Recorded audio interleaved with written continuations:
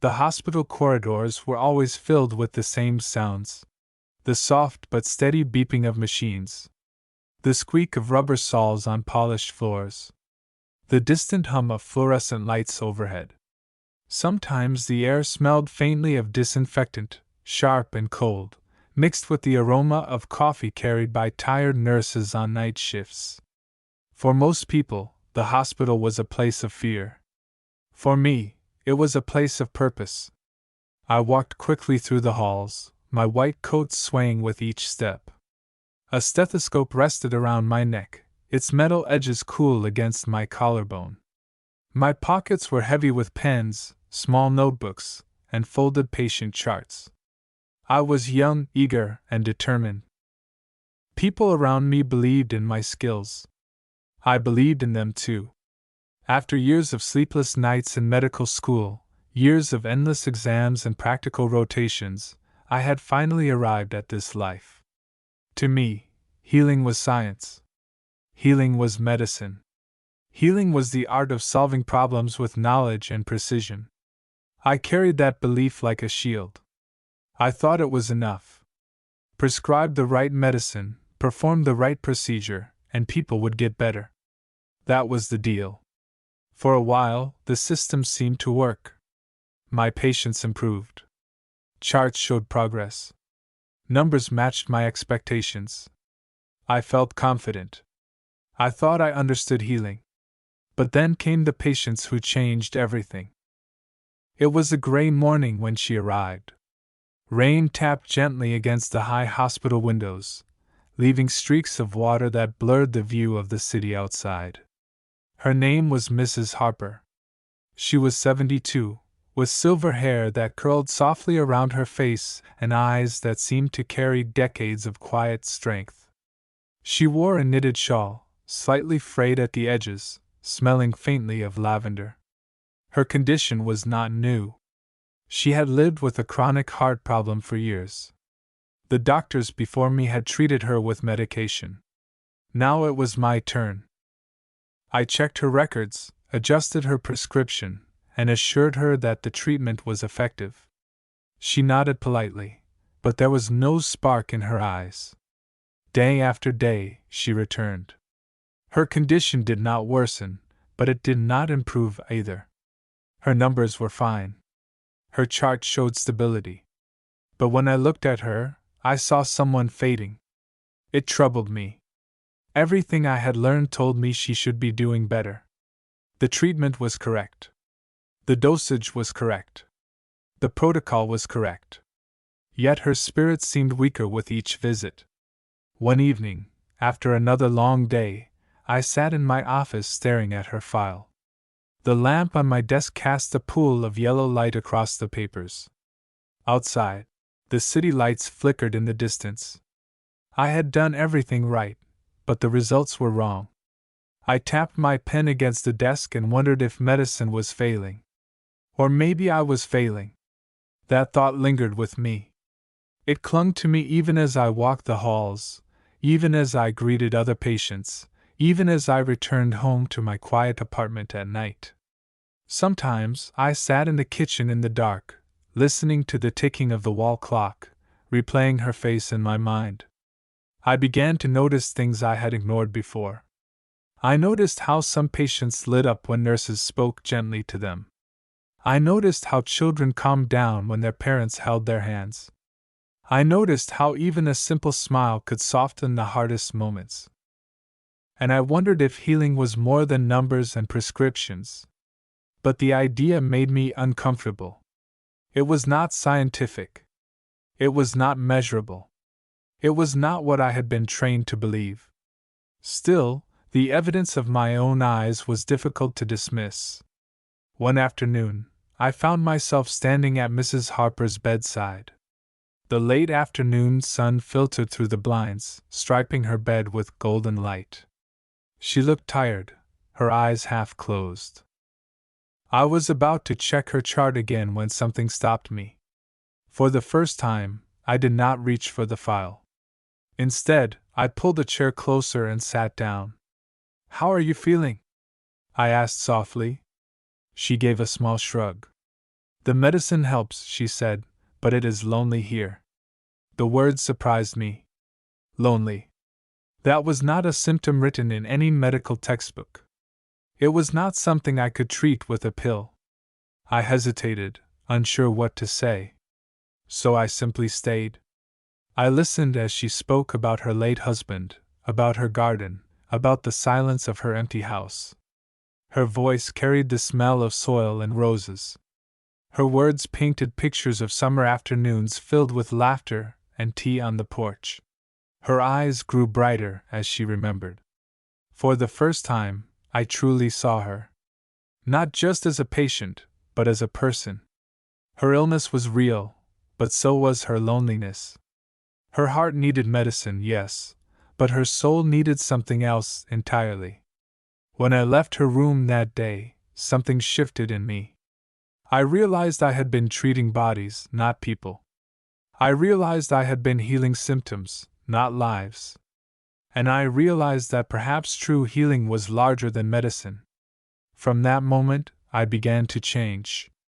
At first, it was small. I took a few minutes longer with each patient. I asked about their families, their worries, their joys. I looked them in the eyes, not just at their charts. I listened more than I spoke. The responses startled me. Patients who had once seemed withdrawn now opened up. They smiled. They laughed. They even cried, but in those tears was relief. And slowly, I began to see something remarkable. Their health improved too. Mrs. Harper noticed it most. She began to look forward to my visits. Her energy slowly returned. Her spirit brightened. Though her condition remained, her quality of life transformed. She was no longer fading. She was living again. But it was not only her. Another patient came to teach me even more. Her name was Emily. She was 9 years old, admitted after a complicated surgery. Her room smelled faintly of crayons and antiseptic. On the windowsill sat a line of handmade cards from classmates, filled with scribbled hearts and uneven letters. The surgery had gone well.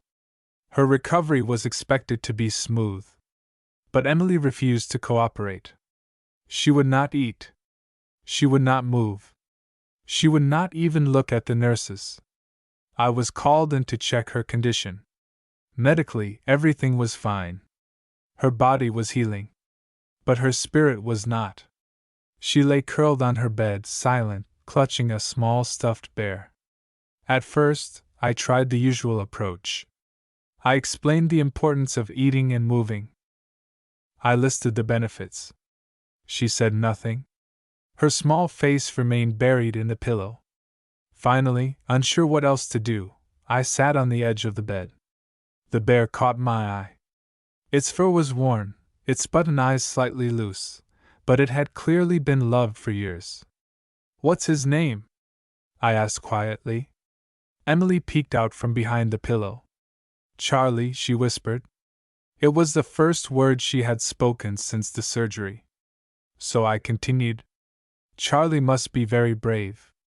Do you think he could help you take a few bites today?"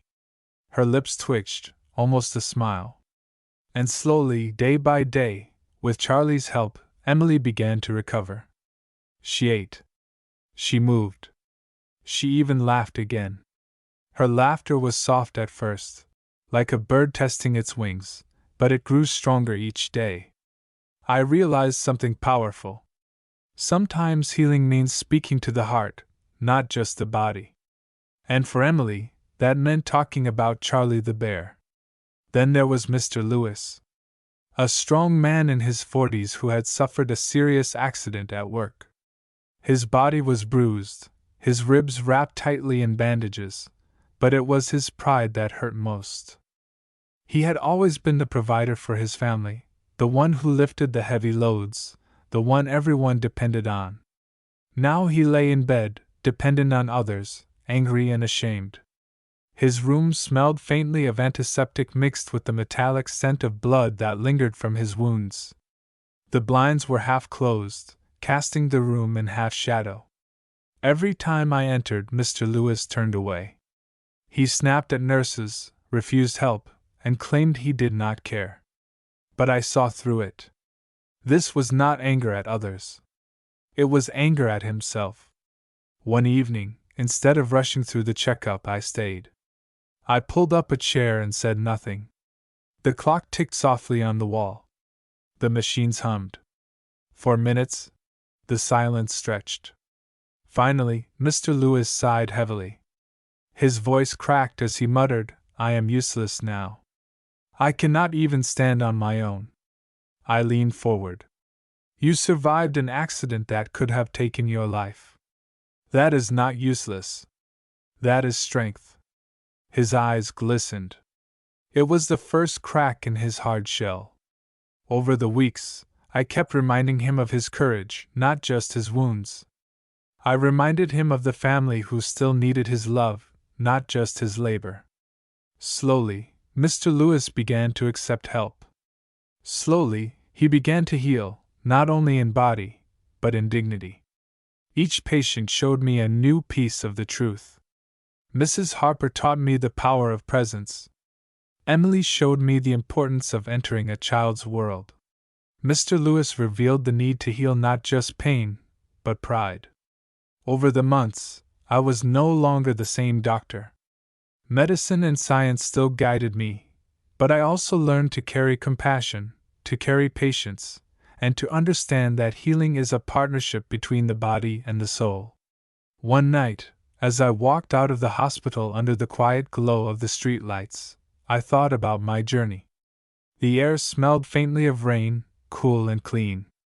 I thought about the boy who had once dreamed of becoming a doctor. That boy had wanted to save lives with knowledge. Now, he wanted to heal lives with humanity. I smiled to myself. Medicine could treat the body. But kindness, presence, and love had the power to heal the soul. And sometimes, that was what people needed most. Healing is not limited to hospitals or doctors. You do not need a white coat to bring comfort. You do not need a degree to bring hope. Be present. Listen. Show kindness.